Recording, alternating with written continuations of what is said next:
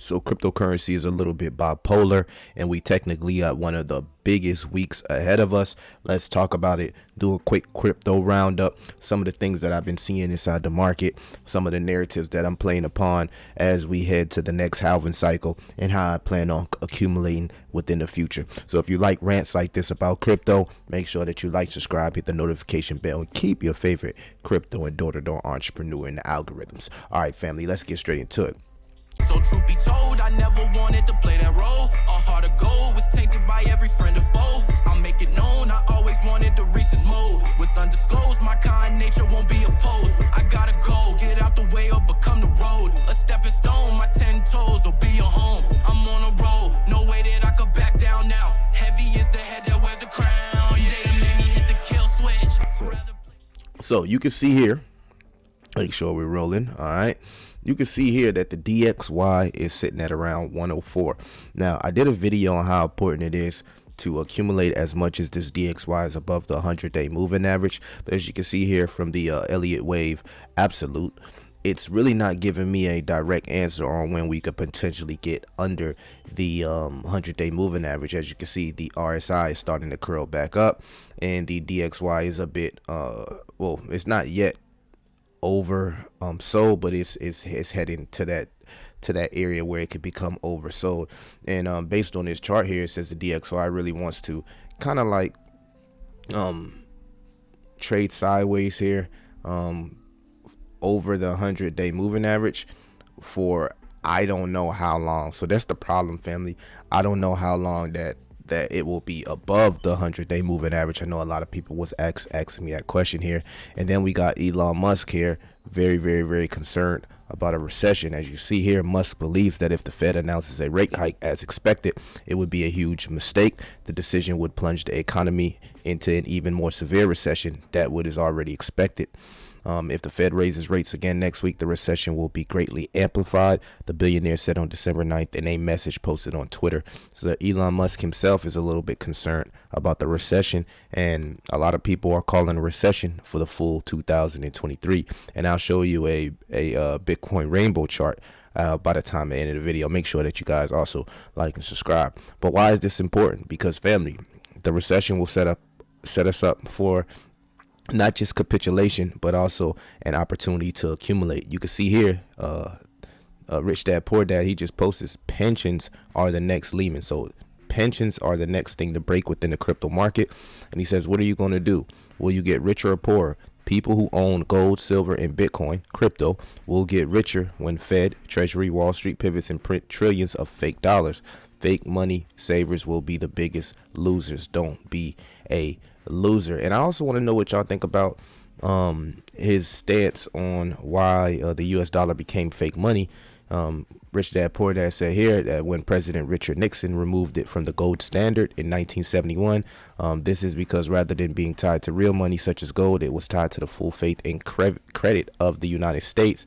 In September, he said that is the end of the fake money is here. He expects the US dollar to crash by January. So again, he's been saying that the US dollar has been fake since 71, since they stopped using gold as a reserve to the money, which is very interesting, because you could think about it like gold has a limited supply. So having cash tied to gold, it would say that, you know, this is the amount of cash we have. There's nothing more, there's nothing less, you know, equivalent to gold. But now, you know, you got the Fed where they can come in and really put out lifesavers and print money to fill up, in some cases, their pockets whenever they want to, allegedly. So again, this is just a double-edged sword. Of course, the economy getting wrecked could mean people losing their jobs, etc.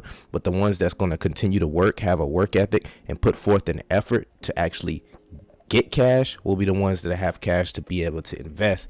And as you see right here, man, even Rich Dad Poor Dad has been invested in Bitcoin, because I can see it happen. I can see a lot of countries run into Bitcoin because it's fully decentralized. And again, you got to ask yourself, are you prepared to use Bitcoin as a savings account? So, you know, we got our favorite cryptos, etc.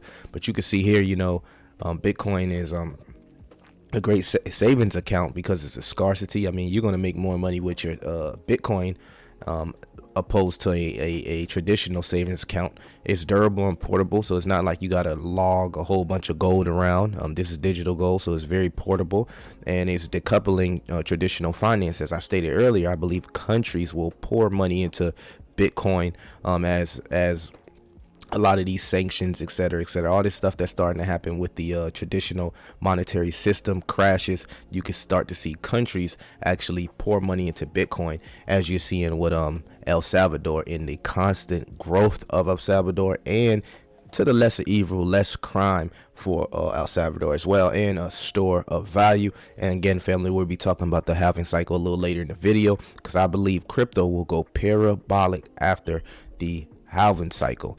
So XRP, you feel me? Shout out to the XRP fam. I know I really don't talk about XRP on this channel, but I am rooting for XRP because they do potentially got this this case that they got to win with the SEC, and I believe we should get an answer within the next couple weeks.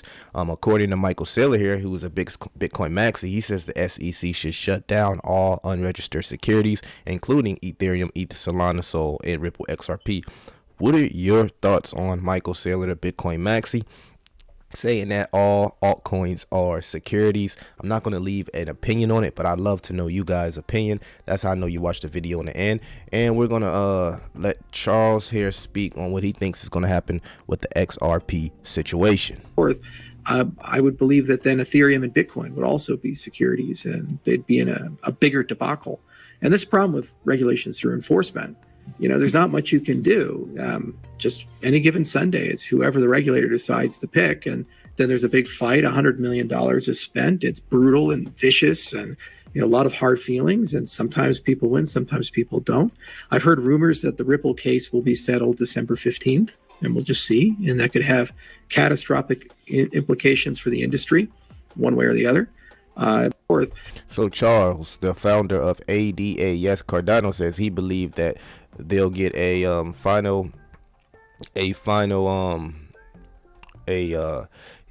we'll get the end game with this whole SEC situation on December 15th.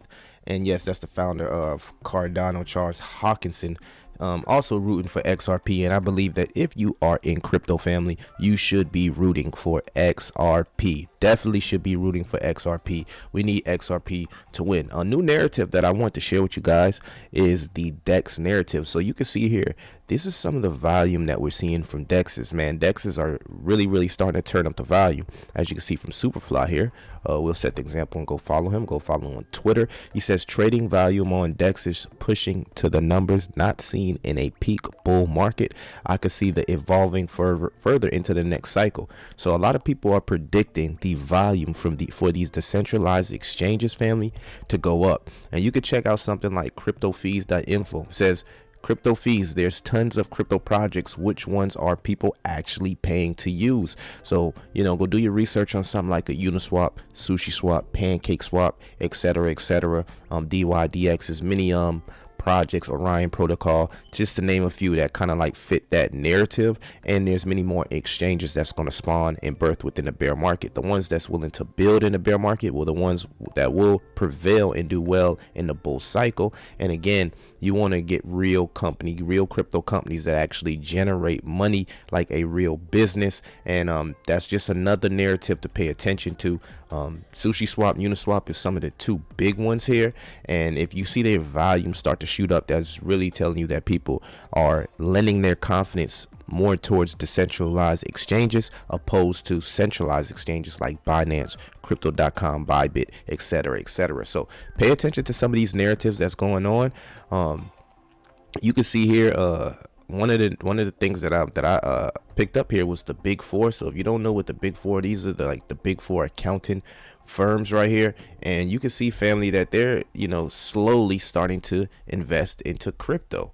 So you can see right here, the Big Four right here just invest as of February 2022, at the beginning of the year. One of the Big Four accounting firms just added Bitcoin and this cryptocurrency to its corporate balance sheet. So a lot of people know the Big Four, man, because this is type of revenue that they generate and this was 2020, but just an example of the revenue of these accountant firms, and to see that they're actually involved into crypto, Bitcoin, and moving into the crypto space is absolutely insane, family. And it shows you that adoption is on the way. In fact, I believe the CEO down here says we will continue. No, he says right here, this investment reflects our belief that institutional adoption of crypto assets and blockchain technology will continue to grow. Now, this is almost a year ago, and you're starting to see some of these big names, BlackRock, the Big Four, some of the Grayscale, Fidelity, some of these big names invest into crypto.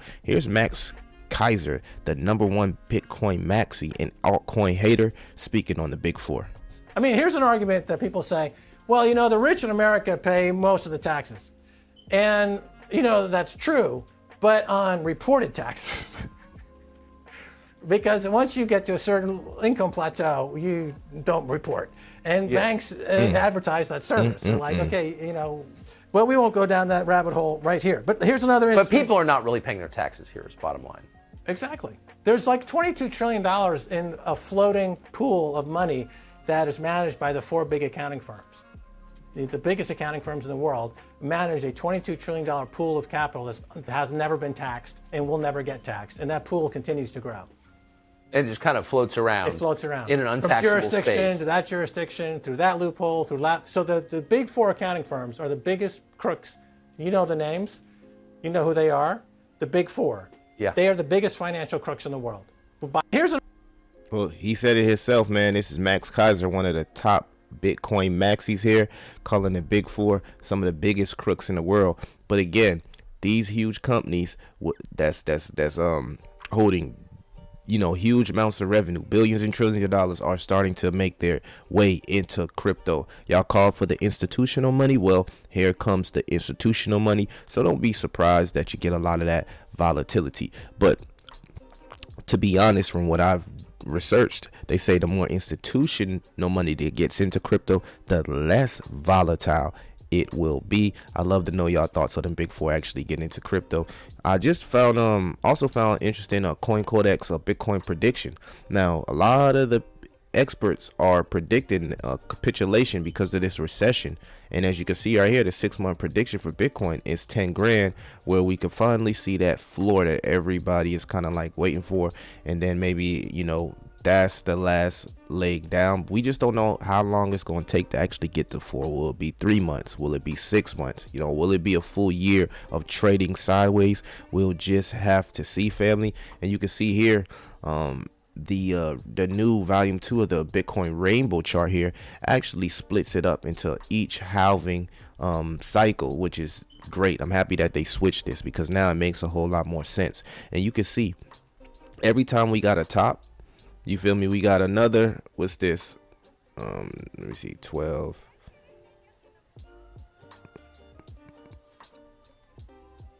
let me see, 12. Yeah, we got another year, or, you know, year and some change, maybe 6 months to a year. We got another 6 months to a year, trading sideways, false tops, relief rallies, but still you can see here lower highs and lower lows. Even though, you feel me, we bounce back up from the blue section here, which is basically a fire sale, you can see here that we still got a lower low. So do we bounce a little bit higher going into 2023 and get that lower low, come back down, headed into the Bitcoin cycle, and then the bull run commence? It really seems like it, because every chart here based on history is actually showing it's very, very similar. So we might have a little bit more time here for accumulation. So that's why I'm always telling you guys, it's very, very important to find a hustle, find your niche, love what you do, because when you love what you do, you never got to work a day in your life. And just try to get as much cash as possible and accumulate while we are in the fire sale narrative of crypto and Bitcoin, because when this 4th halving comes around, crypto will go parabolic. That's my crypto roundup for the day. Make sure you guys like, subscribe, and leave a comment. It really, really helps the algorithms. Check out some of the links in the description. And if you really, really like the content and the creator, become a member. It's your boy Soap Guys TV, Millie. I'm out.